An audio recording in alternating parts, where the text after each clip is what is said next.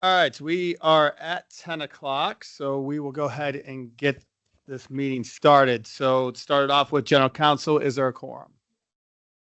Thank you very much. Bear with me as I read here. Good morning. I am calling to order the November 2025 meeting of the IHCDA Board of Directors. We are meeting pursuant to this board's policy for participation by members of the IHCDA Board of Directors in board meetings by simultaneous electronic communication. This means that only 3 members must be physically present at the site of the meeting, and the remaining members may call in. There will be an audio feed for the general public so that members of the public can listen to the meeting, and there will be a link to the video recording posted on IHCDA's website next month. At the time motions are being made, each board member that makes a motion must state his or her first and last name for the record. The votes will then be tallied by roll call. I will now take a roll call of the board members to confirm members who are present and their location. We'll start with Mark Pasquarella, the designee for the State Public Finance Director. Dan Hughey, I'm present and in the room. Greg Pauls. Present and in the room. Abby Reddy. Present and in the room. Chad Greiwe. Present virtual. Andy Place Sr. Present remote. Michael Schottmeyer.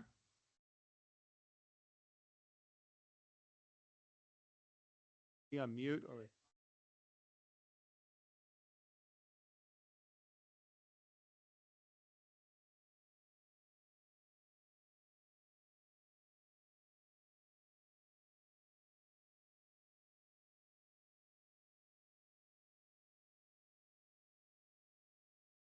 Or can we take a thumbs up from Michael right now? All right. We will have Michael, who is present, and he is remote. Tom McGowan? Not present. Perfect. We will then move on with our agenda. We will start with section 1, which will be the approval of the minutes. The first item on the agenda is the approval of the minutes from specifically October 23rd, 2025 board meeting. Board, I will ask if there's any questions for the October 23rd, 2025 minutes. Hearing and seeing none, may I have a motion to approve? Andy Place, motion to approve. I have a first. Can I get a second? Greg Pauls, second. I have a first and a second. We will now do roll call. So we will start with Greg Pauls. Aye. Abby Reddy. Aye. Chad Greiwe. Aye. Andy Place Sr. Aye. Michael Schottmeyer. Yes. Can you hear me? We can hear you. And we got the hand motion, so we'll do that as a double confirmation. Yes. So we're good. Mark Pasquarella votes aye. Motion passes unanimously. Move to the second section. So we'll move to real estate now. I will welcome Emily Castro, who will now present the recommendations for non-competitive bond volume 4% tax credits memo. Welcome. Thank you. Good morning, everyone. My name is Emily Castro, Bond State Tax Credit Specialist at IHCDA. I'm presenting one memo today with a funding recommendation for the 2026 AB non-competitive bond round. It includes 9 applications for developments that have recently undergone our review process. These applicants are requesting 4% low-income housing tax credits and multifamily tax-exempt bond volume, and 3 are also requesting development fund loans. These developments are all proposing the rehabilitation of existing housing with an aggregate of 1,691 units to be supported by this funding request. All applicants have met 2026-2027 QAP criteria, including Schedule D, and have achieved the minimum required score. The first development is Cambridge Square of Greenwood, requesting $1,270,310 in annual LIHTC and $18,440,000 in bond volume. The second development is Cambridge Square of Beech Grove, requesting $1,033,558 in annual LIHTC and $12,800,000 in bond volume. The third development is Renaissance Towers in Hammond, requesting $5,331,326 in annual LIHTC and $65 million in bond volume. Our fourth development is New Albany Rad, requesting $576,103 in annual LIHTC and $7,766,335 in bond volume.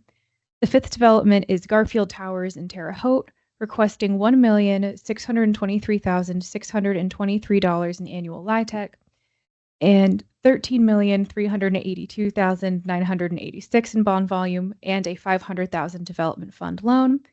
Our sixth development is Beacon Heights in Fort Wayne, requesting $1,172,508 in annual LIHTC, $10,134,330 in bond volume, and a $500,000 development fund loan.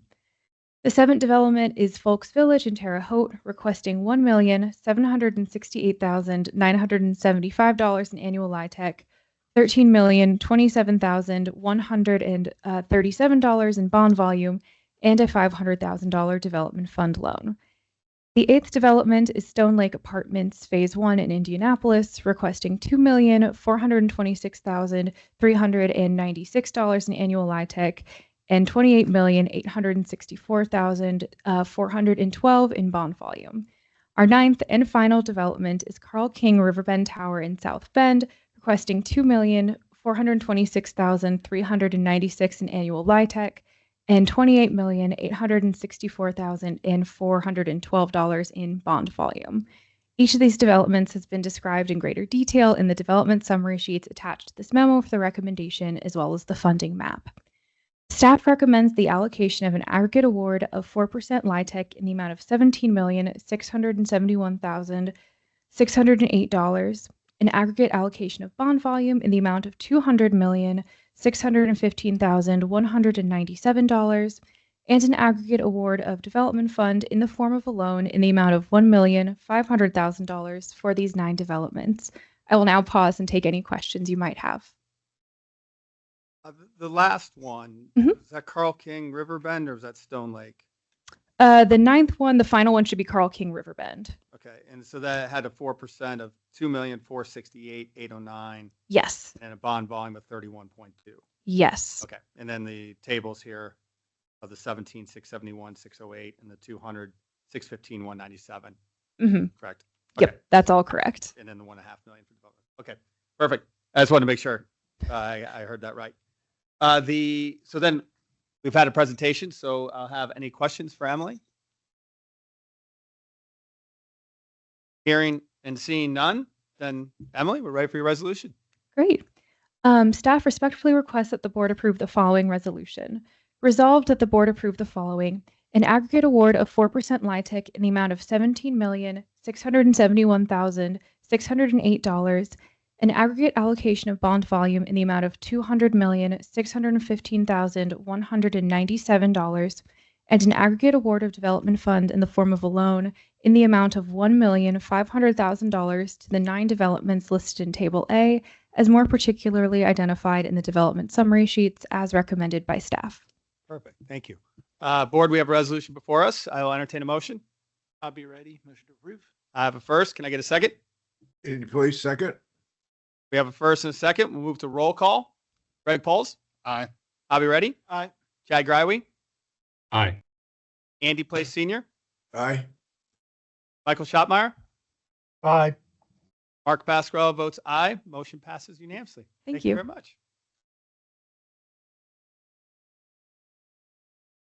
Item B, we will now welcome Alan Rakowski, who will present the recommendations for the 2026 Low-Income Housing Tax Credit Program and the LIHTC with the Home Investment Partnership Program, the Affordable Housing and Community Development Trust Fund, and Housing Trust Fund Memo. Welcome, Alan. All right, thank you. That was a lot. Good morning, board. As mentioned, I'm Alan Rakowski, Director of Real Estate Allocation, here today to present the 2026 LIHTC Awards for the 9% round. So on the process, IHCDA Real Estate Allocation Department utilized its 2026-2027 Qualified Allocation Plan to review the applications that were requesting financing that included LIHTC, Development Fund Loan, Home Loan, Housing Trust Fund Loan, Project-Based Vouchers, and Section 811 Project Rental Assistance.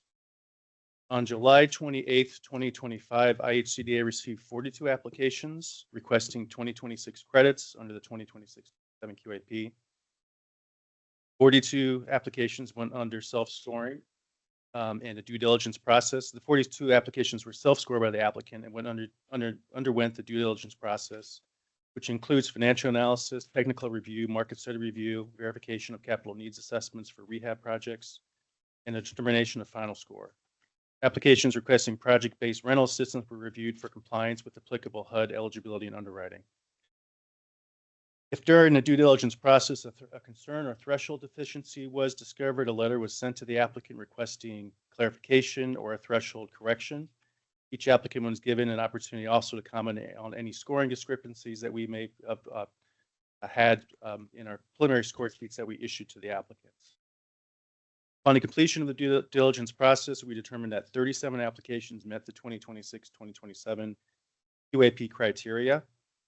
The applications were then ranked based on their final scores, and IHCDA is recommending credits to the top ranking applications within their respective set-asides. So at this point, I'll direct your attention to the PowerPoint. Dylan, if you want to move ahead to this third slide where we have a list of projects. I'm going to jump right into those that are being recommended for approval. It's kind of hard to see, so I'll read through this. The first one is 707 North Apartments in Indianapolis. Large city set aside, the developer's TWG Development LLC. It's rehab with 40 units. The tax credit request is $818,520. The second is Bluffton Senior Villas 2 in Bluffton. It's in the preservation set aside. Keller Development is the developer. It's rehab of 32 units, $301,000 and $500,000 in development fund. Next is Burnett Manor in Rockville. It's in the preservation set aside. Wallach Development LLC is the developer. It's rehab of 60 units, $1,112,000 in tax credits and $500,000 in development fund. Next is Country Acres in LaPorte. It's a preservation set aside deal. KCG Development LLC. It's rehab of 100 units, $1.3 million in tax credits and a $500,000 development fund loan. Next is Donald and Main Apartments in South Bend through the Community Integration Set Aside. The developers KCG Development LLC. New construction, 50 units, $1.3 million in tax credits, $490,000 in development fund, and 10 Section 811 vouchers. Next is Durbin Plaza Senior in Lawrenceburg in the rural set aside. The developers Flaherty and Collins Development LLC. New construction of 52 units, $1.3 million in tax credits are being requested. Next is Frankfurt Fields in Frankfurt in the small city set aside. New Hope Services is a developer. It's new construction of 38 units, $1.3 million in tax credits, $500,000 development fund, and $500,000 in home. GC Horizons is next. It's in Plymouth and it's supportive housing. Culver Sandhill Farm LLC is the developer. New construction, 32 units, $1.3 million in tax credits, $500,000 in development fund, $1.5 million in housing trust fund, and 8 project-based vouchers. Historic Jeff Center is next in Lafayette in the large city set aside. Lafayette Neighborhood Housing Services is the developer. It's historic rehab, adaptive reuse, 74 units, $937,019 is the tax credit request. Next is Jackson Square in Lebanon, small city set aside. Housing Directions LLC is a developer. New construction, 46 units, $1.298 million in tax credits and $500,000 development fund loan. Providence Ridge is next in Greenwood. It's in the small city set aside. Lincoln Capital Acquisition LLC is a developer. New construction will have 41 units, $1.3 million in tax credits, $500,000 in development fund, and 9 Section 811 vouchers. Ritchie Woods and Fishers in the large city set aside is next. Its developer is Real America Development LLC. Type is new construction, 65 units, $1.2999 in tax credits, $500,000 in development fund. River City Homes is next. This project is in Evansville. It's through the not-for-profit set aside. The developer is Advantix Development Corporation. It'll be new construction of 43 units, $1.3 million in tax credits and $500,000 development fund loan. Tanners Creek Manor is next in Lawrenceburg through the Community Integration Set Aside. The developer is Spire Development, Inc. It's new construction, 46 units, $1,275,000 in tax credits, $500,000 in development fund, and 10 Section 811 units. The Branches is next in Hobart. It's supportive housing. The developer is Coaction. New construction of 36 units, $1.3 million. In tax credits, $500,000 development fund loan, $500,000 home, and 36 project-based vouchers. Town Village Apartments in Ligonier is next. It's in a rural set aside. Crestline Development LLC is a developer. Rehab is the type of construction type. 28 units, 396,050 in tax credits. And then getting down to the last five, it looks like Trafalgar Senior Apartments in Trafalgar is in the rural set aside. Developers Gratis Development LLC, new construction of 46 units and $1.3 million in tax credits. Friday will be in South Bend in support of housing. South Bend Heritage Foundation is a developer. Construction type is new construction, 42 units, $1.3 million in tax credits, $500,000 development fund, and $1.5 million in housing trust fund. Village Premier Senior in Fort Wayne is in a large city set aside. House Investments LLP is a developer. It'll be new construction of 50 units, $1,295,000 in light tech. Walters Biggs RD, it's scattered site in Geneva, Garrett, Wolcotteville, in Argos. It's in the rural set aside. Developer is W&W Development Inc. It's a rehab of 78 units, $1.3 million in light tech. And the last one is West Park in Indianapolis. It's out of the not-for-profit set aside. The developer is Housing Directions LLC. New construction is the type of construction, 40 units, $1,150,000 in light tech, $500,000 in development fund, and eight section 811 vouchers.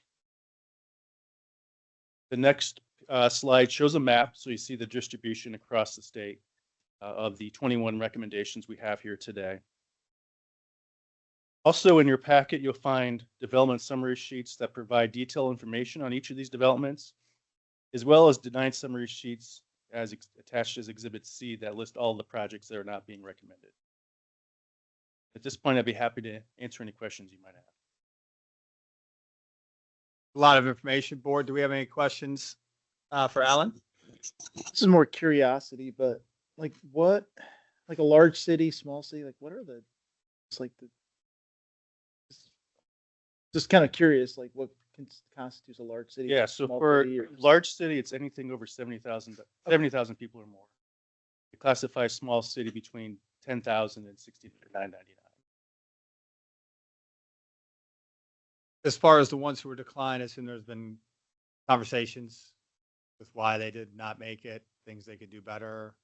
Those will happen. So no one's been notified yet unless they fail threshold. So they're finding out today. And then what we'll do is we always extend the opportunity to schedule a debriefing, and we talk about any questions they might have and recommendations if they plan to resubmit. Any questions, comments? Hearing and seeing none, then Alan, we're ready for the resolution. Yes, staff respectfully requests that the board approve the following resolutions. Resolve that the board approve the following: an aggregate award of LIHTC in the amount of $24,182,588, an aggregate award of development fund in the amount of $6,990,000, an aggregate award of home in the amount of $1 million, and an aggregate award of housing trust fund in the amount of $3 million to the 21 developments listed in Table A, as more particularly identified in the development summary sheets as recommended by staff. Thank you. We have a resolution. I will entertain a motion. Chad Grywe, motion to approve. I have a first. Can I get a second? Andy Place second. I have a first and a second. We'll move to roll call. Greg Pauls. Aye. I'll be ready. Aye. Chad Grywe. Aye. Andy Place Senior. Aye. Michael Schottmeyer. Aye. Mark Pasquarello votes aye. Motion passes unanimously. Thank you, Alan, but we get to have your pleasure for another round Yeah, here. There's actually one more resolution on. Should I go ahead and read that? Yes, please. Okay. Resolve that the board approve the following 4 Section 811 project rental assistant contracts with a 20-year contract periods and 2 project-based voucher housing assistance payment contracts with 20-year contract periods to the 6 developments listed in Table B as more particularly identified in the development summary sheets as recommended by staff. Okay, we have a resolution before us. I'll entertain a motion. Greg Pulse, so moved. I have a first. Can I get a second? I'll be ready. Second. We'll do roll call. Greg Pauls. Aye. I'll be ready. Aye. Chad Greiwe, Aye. Andy Place Senior, Aye. Michael Schottmeyer, Aye. Mark Pasquarello votes aye. Motion passes unanimously. Thank you, Alan.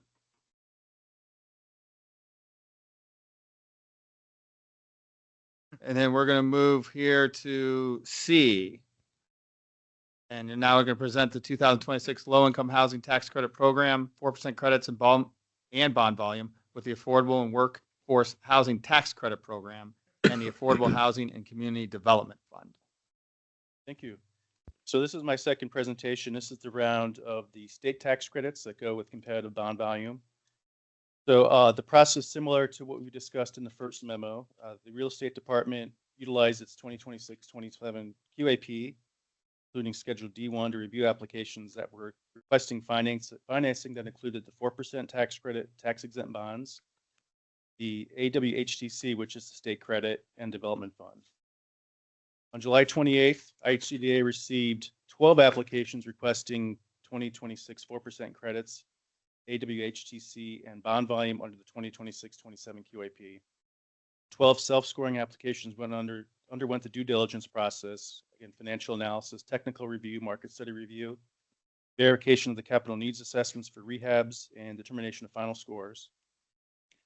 If during the due diligence process a concern or threshold deficiency was discovered, a letter was sent to the applicant requesting clarification or the correction of the issue. Each applicant was also given an opportunity to comment on the preliminary score sheet that we issued to them. One applicant withdrew their application during the due diligence process, and upon the completion of our due diligence process, we determined that 9 applicants met the 2026-27 QAP criteria. The applications were ranked based on final scores. IHCDA is recommending credits to the top ranking applications within their respective geographic regions. So at this point, if you want to jump ahead to the list of projects. So the 5 recommendations we have here today. The first one is Allen's Place in Clarksville. It's in the southeast region.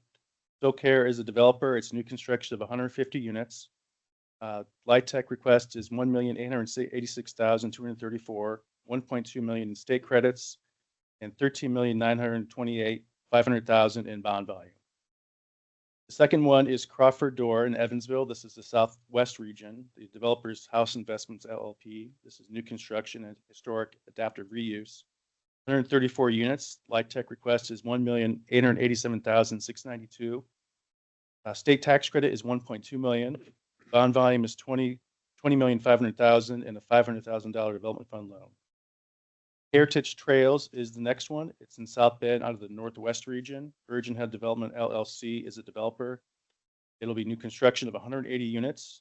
LIHTC request is $2,235,336. State tax credits are $1.2 million. Bond volume is $13,121,173. The fourth is the Crossing at Trails Edge in Muncie. This is in the Northeast region. TWG is a developer. It'll be new construction of 98 units. LIHTC award is $1,200,344, $1.2 million in state tax credits, and $12,700,000 in bond volume. And the last one is Trinity Flats. This is in Indianapolis, the central region. Ardor Housing Corporation is a developer. This is rehab, historic rehab, adaptive reuse, rehab of existing housing out there. 169 units, 900,486 in LIHTC, 1.2 million in state credits, 12,200,000 in bond volume, and a $500,000 development fund loan. So the next slide also shows the map. So you can see the map was designed to show that the regions were set up to have 5 regions based on geographic location. And this shows you where those projects are today that we're recommending. So also in your packet, there's the detailed information on each of these developments and also denied summary sheets for those projects not being recommended. Those are in your packet as Exhibit C. Happy to answer any questions.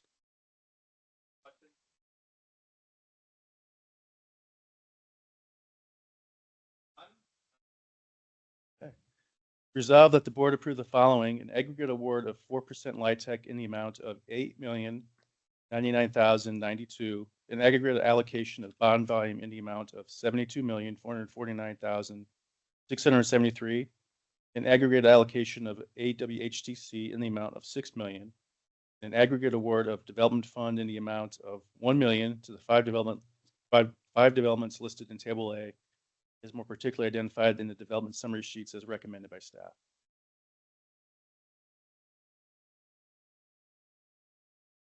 Sorry, I'll entertain a motion. Had my mic off there. Apologize. Greg Pauls, so moved. We have a first. Can I get a second? Andy Place second. We have a first and a second. We'll move to roll call. Greg Pauls, Aye.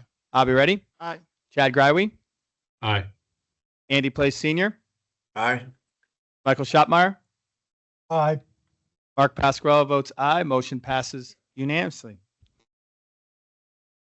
Thank you, Alan. And we're going to continue the Allen show here. We will now present the Renaissance Towers bond recommendation. Yes, thank you. The purpose of this memo and resolution is to request the approval for issuance of Series 2025 multifamily housing revenue notes, Renaissance Towers, in the principal amount not to exceed $65 million. The allocation of tax credits and bond volume were approved as part of the non-competitive bond recommendation at the start of today's meeting.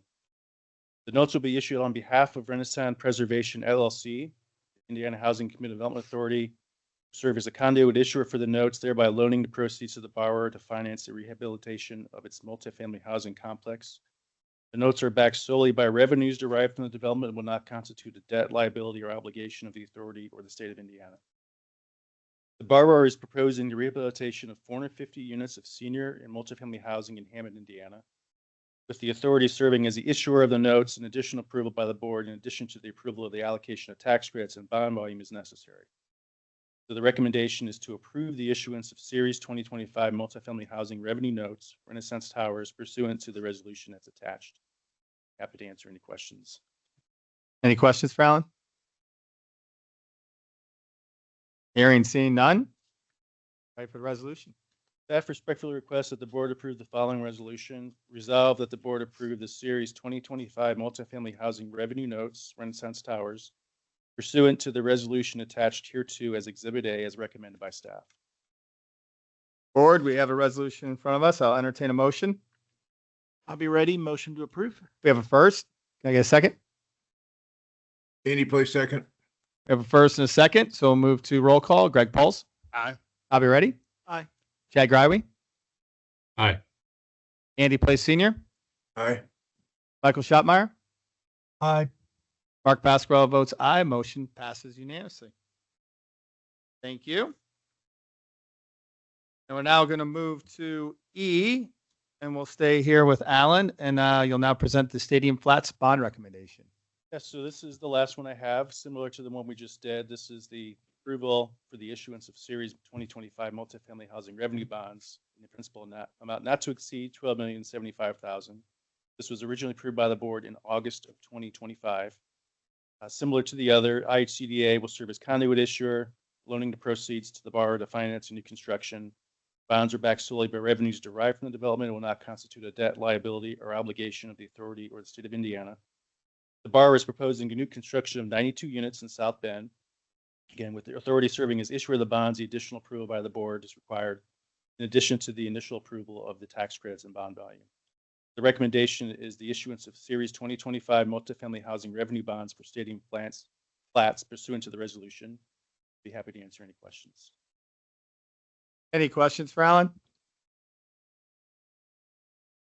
It's pretty straightforward conduit issuance. So I will take a motion. I'll be ready. Motion to approve. I have a first. Can I get a second? Mike Andy Schottmeyer, Place second. second. I think we got Greg who hit the button first, so we'll give the second to Greg. We'll move to roll call here. So Greg Pauls, Aye. Abby Reddy, Aye. Chad Greiwe, Aye. Andy Place Senior, Aye. Michael Schottmeyer, Aye. Mark Pasquarello votes aye. Motion passes unanimously. Thank you very much, Alan. Okay, thank That you. was a lot there. All right, we will now welcome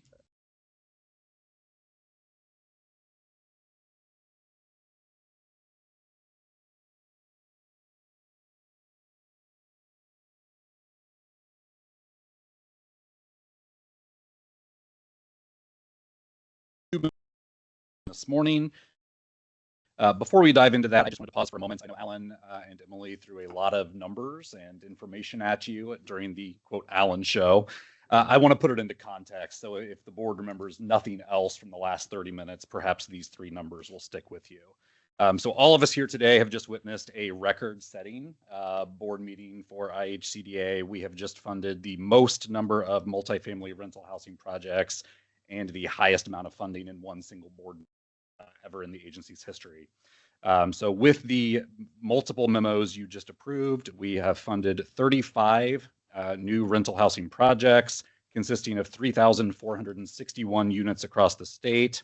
And when we add together all of the IHCDA financing that you just approved, the 10-year value of the federal tax credits, the 5-year value of the state credits, the bond volume, and the miscellaneous loans as gap financing, we have just approved $816,087,750 in financing today. So a very exciting day for affordable housing in Indiana. I want to thank Alan and his team. The real estate team did a tremendous job over the last 3 months getting us ready for this record-setting board recommendation, and also want to thank the board for your approvals today.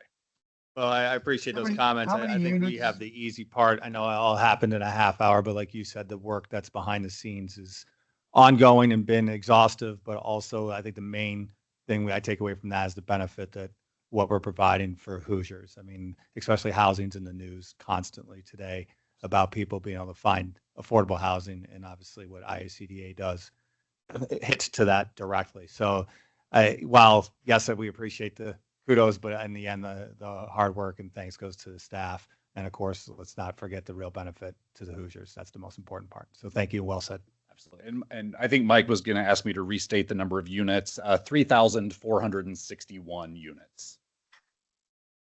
Thank you. Absolutely. Okay. Well, having said that, I'll then move to the reason I was actually called to the podium and then prepare and present my first memo today, which is for the LTHC PSH project. So last month, the board approved the capital financing for this development. This is a 26-unit new construction rental housing development being created by Lafayette Transitional Housing Center, based in Lafayette. The board approved in October 2025 a $4 million grant through the Home American Rescue Plan program for the construction dollars to build those 26 units. What we have before us today is we have now completed the review of their simultaneous request to receive a project-based voucher contract to cover all 26 units with project-based rental assistance. And that review has confirmed that they are eligible for those vouchers and that the vouchers are needed for the financial stability of the project. So our recommendation today is to award the 26 project-based vouchers covering 100% of the units, and that would be for a contract period of 20 years. Happy to answer any questions. Any questions, comments? Hearing and seeing none, we are ready for your resolution. All Matt. right, thank you. Staff respectfully requests the board approve the following resolution. Resolved that the board approve an award of 26 project-based vouchers to Lafayette Transitional Housing Center, Inc. for LTHC PSH for a period of 20 years based on the annual fair market rents for Tippecanoe County as recommended by staff. Thank you, board. We have a resolution before us. I'll entertain a motion. I'll be ready. Motion approved. First, can I get a second? Andy, please, second. Thank you, Andy. We'll move to roll call. Greg Pauls. Aye. I'll be ready. Aye. Chad Greiwe. Aye. Andy Place Sr. Aye. Michael Schottmeyer. Aye. Mark Pascarella votes aye. Motion passes unanimously. Thank you very much. Thank you. We will continue with you, Matt, under item G. And you'll now present the Housing for Persons with Substance Use Disorders Families Recover Together memo. Indeed. That did Thank not flow as smoothly as I would have liked it to, but here we are. Excellent. Thank you. So as the board will recall, I've been up here at the podium the last several months talking about this particular program. Our Housing for Persons with Substance Use Disorders program is a special initiative in conjunction with the state's Division of Mental Health and Addiction. And in 2024, DMHA awarded to IHCDA $10 million of the state's share of the National Opioid Settlement Fund for this joint collaboration to develop housing for individuals recovering from substance use disorder. As I have explained in previous meetings, we put out an RFP jointly from IHCDA and DMHA, looking for projects across the state that would serve this population, providing much needed housing for individuals in recovery. To date, we have funded 2 of the 4 projects. So the board has previously approved the Central Region project in Indianapolis and the kind of Southwestern Region project in Terre Haute. Today, we have before us the 3rd application we have received. This represents the Southeast region for a development from Encompass Healthcare. That is the doing business name for the Community Mental Health Center, Inc., based out of southeastern Indiana in Lawrenceburg. So Encompass Healthcare is the state designated community mental health center for that area of the state. And they are proposing to build an 8-unit level 2 recovery housing residence in Lawrenceburg. This project will be known as Families Recover Together. In addition to the 8 units of affordable housing, the Community Mental Health Center will be providing on-site services, including but not limited to substance use disorder treatment, recovery coaching, case management, individual and group therapy, job skill training, employment assistance, and family reunification. And the target population here specifically is for families in recovery. We'll be happy to answer any questions. Any questions or comments for Matt? Hearing, seeing none. Ready for the resolution? All right, excellent. Thank you. Staff respectfully requests the board approve the following resolution.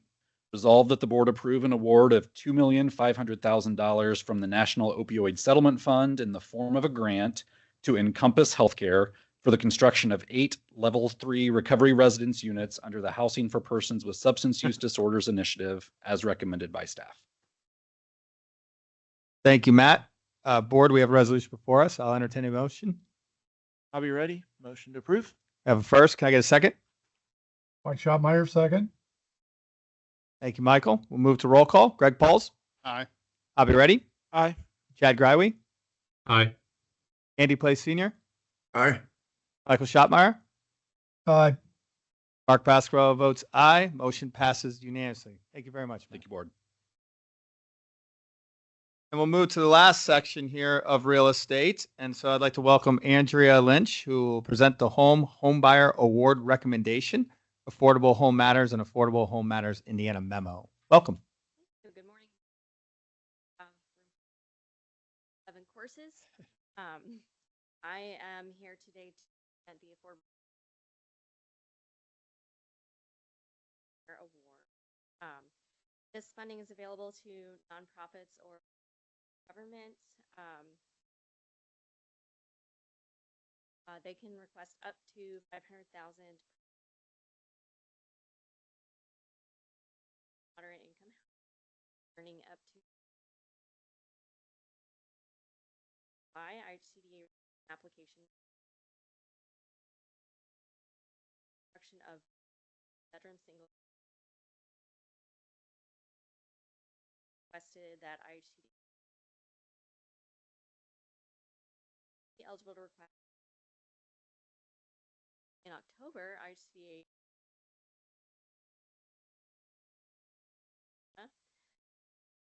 construction of 3-bedroom single Indiana. New organization beyond counties serves. Eventually build their own capacity to both of the higher applications at their requirements and Affordable Home Matters application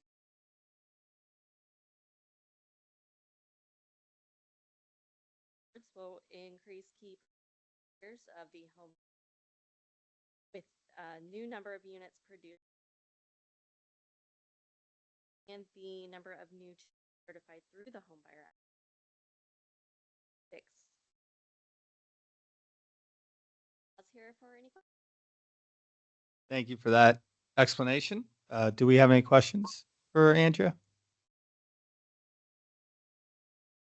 Hearing and seeing none, then we are ready for your resolution. I have two separate resolutions. Yes, I believe that's how we have it labeled. So yeah, we'll start with the first one. Thank you. Resolved that the board approved home fire awards in the aggregate amount not to exceed $3,400. The two developments listed A as recommended. Thank you. Board, we have the first resolution in front of us. I'll entertain a motion. Greg Pulse, so moved. I have a first. Can I get a second? I'll be ready. Second. First and a second. We'll move the roll call. Greg Pauls. Aye. I'll be ready. Aye. Chad Greiwe. Aye. Andy Place Sr. Aye. Michael Schottmeyer. Aye. Mark Pasquarello votes aye. First motion passes unanimously. And we're ready for your second resolution. Resolved that the board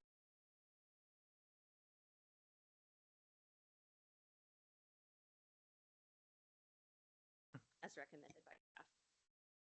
Board, we have the second resolution. I'll entertain a motion to approve. I'll be ready. Motion to. I have a first. Can I get a second?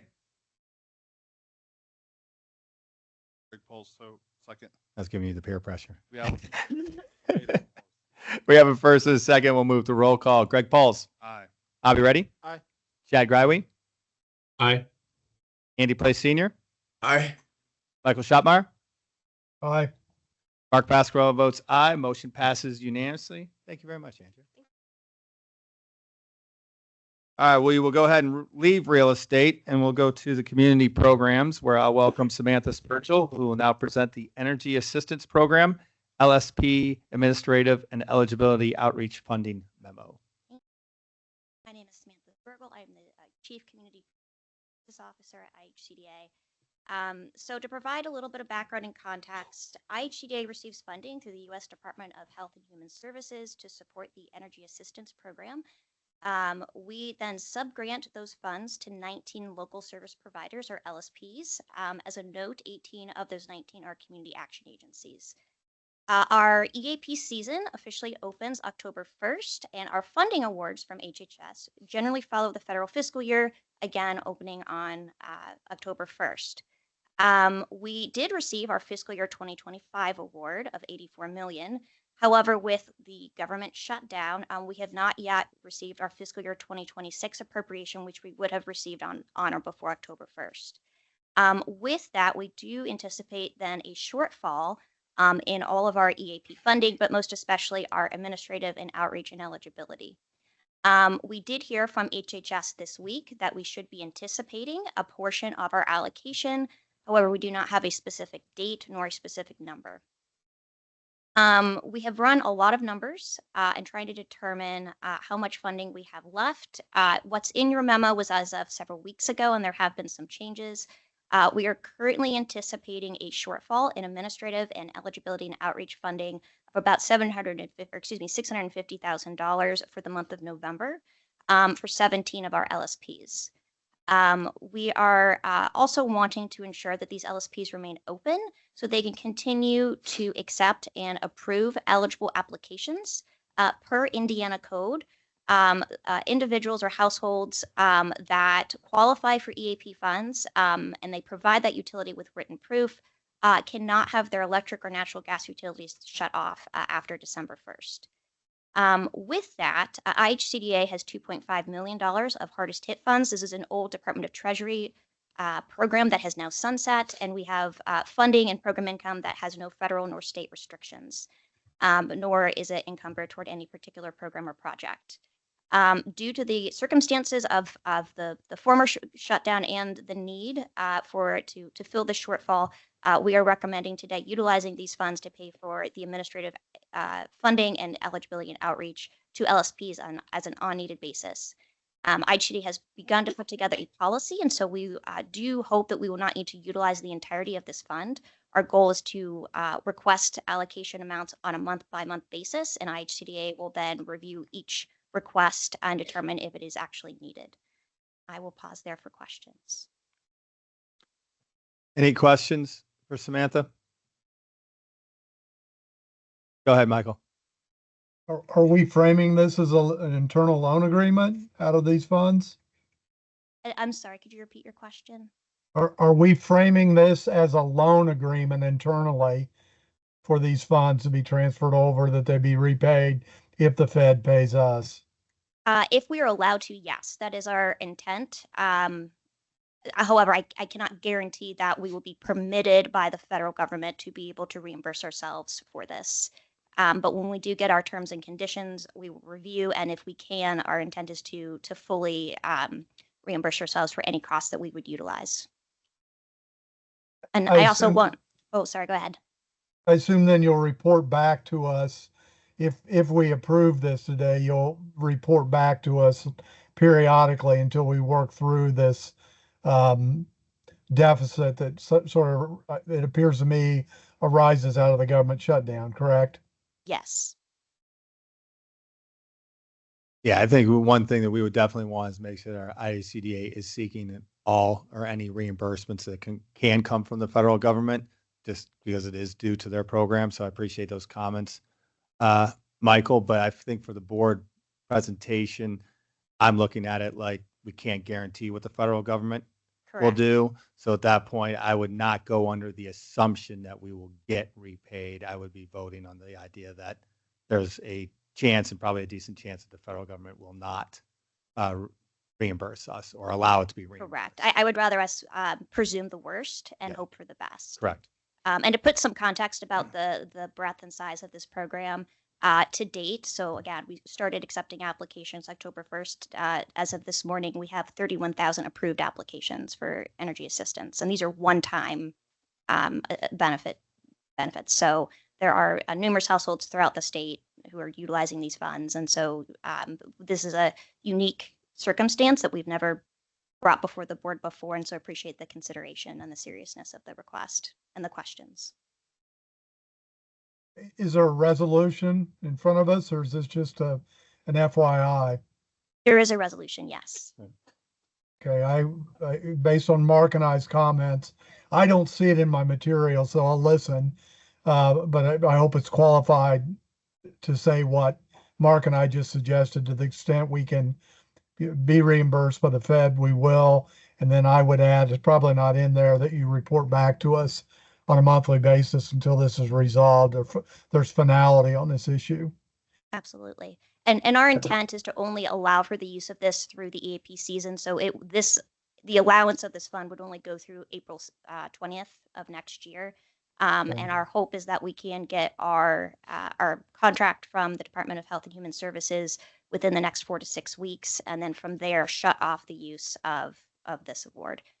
But I'm more than happy to come back to the board and provide an update. And as part of that update, not only go through the amount that had to be utilized, but if we are permitted to reimburse ourselves for this cost. And I do want to note, this also does not impact our general fund. This is, again, unencumbered program income from a federal program that we no longer have.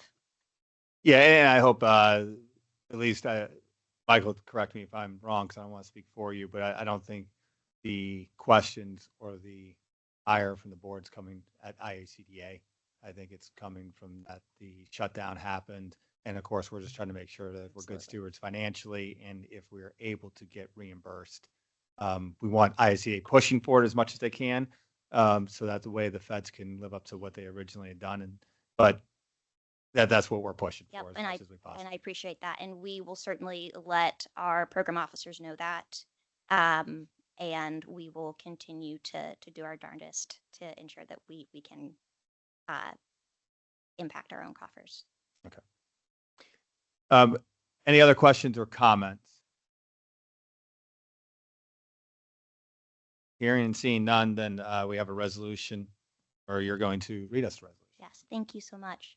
Staff respectfully requests the board approve the following resolution. Resolved that the board authorize the use of the Hardest Hit Fund program income in an amount not to exceed $2.5 million to fund local service providers for administrative and outreach and eligibility activities as defined under IHCDA's Energy Assistance Program to offset funding shortfalls due to delays in the federal fiscal year 2026 funding award is recommended by staff.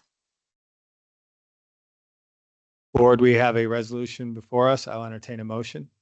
Mike Schottmeyer, I would make that resolution, but add to it, subject to reporting back to us periodically, and to the extent we can replenish that fund from the feds, that we do so. And I think the answer was that was okay. So that would be my motion. I'm qualifying what was put forward and adding those two parts. Because I didn't So- hear this in what she said. So- Yep. So to clarify then, from my perspective, the motion on the floor is what Samantha has read, and we have added to it that IHCDA staff will report back to the board, and then also that the IHCDA staff will use any means possible in order to try to get the federal government to reimburse us or allow for reimbursement of funds being spent by IHCDA. Well articulated, Mark. That's my motion. Okay. So I have a first. And I will be seconding his motion. That's correct. Second. Yep. So we have a first and we have a second. And yes, it includes the two add-ons that we just did. So in that case, we will move to the roll call. So Greg Pauls, Aye. Hobby Ready, Aye. Chad Greiwe, Aye. Andy Place Sr., Aye. Michael Schottmeyer, Aye.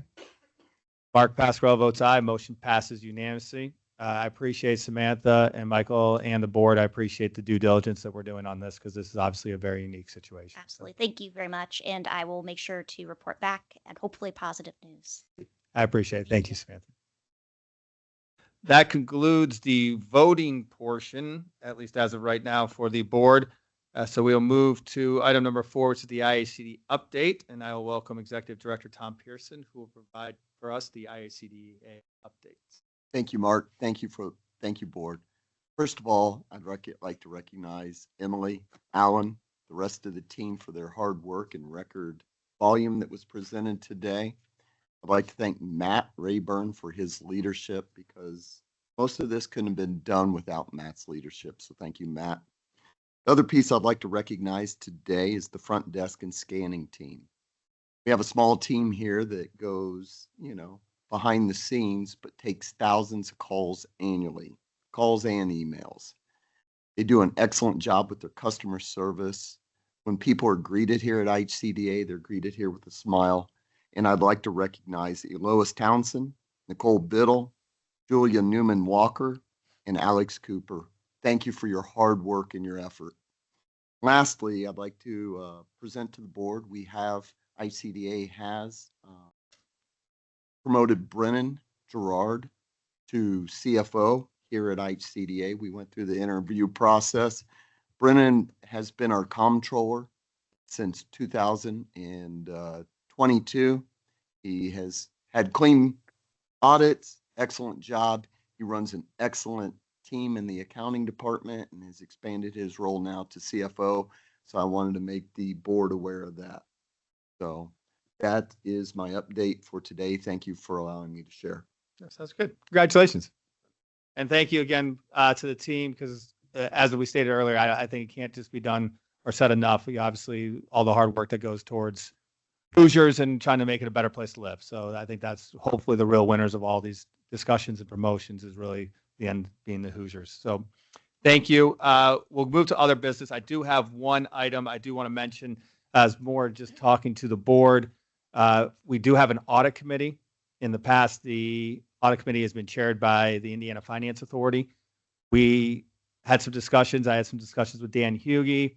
And through those discussions, we also talked to Chad, who's obviously a member of the board. And we determined that Chad would take over as chair of the audit committee. Just to give you two reasons why we did that. I think number one, Chad's expertise just lends itself naturally to being chair of the audit committee. And so I welcome that. And I think it kind of becomes a no-brainer just looking at what he's accomplished.